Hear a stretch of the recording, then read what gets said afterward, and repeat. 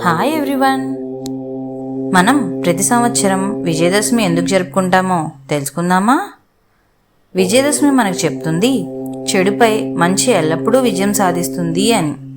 మన దుర్గా అమ్మవారు సింహాసనంపై కూర్చుని తన అన్ని ఆయుధాలతో మహిషాసురుణ్ణి నాశనం చేస్తూ మనకి ధైర్యాన్ని, శక్తిని అందిస్తున్నారు.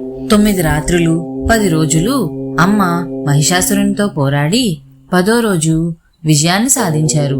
అందుకే 9 రోజులు 9 అమ్మవారి అవతారాలతో నవరాత్రులుగా జరుపుకుంటాం. 10వ రోజు విజయదశమి ఘనంగా జరుపుకుంటాం. విజయదశమికి ముందు రోజు ఆయుధ పూజ చేస్తారు. మన పనిముట్లు, పుస్తకాలు, వాహనాలను పూజించి దేవి ఆశీర్వాదం కోరుకుంటాం.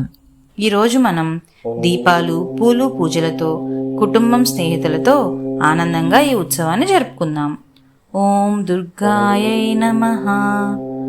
దుర్గాదేవి ఆశీర్వాదాలు ఎల్లప్పుడూ మీ జీవితంలో ఉండాలని కోరుకుంటున్నాను. ఈ విజయదశమి చెడుపై మంచి విజయం సాధించే రోజు మాత్రమే కాదు, ఇది మన జీవితాల్లో ధైర్యం, శక్తి, విజయం, సంతోషం అన్ని విజయాలను పొందడానికి దేవి ఆశీర్వాదం ఇచ్చే పవిత్రమైన రోజు. అందరికీ విజయదశమి శుభాకాంక్షలు. For more devotional content follow this channel.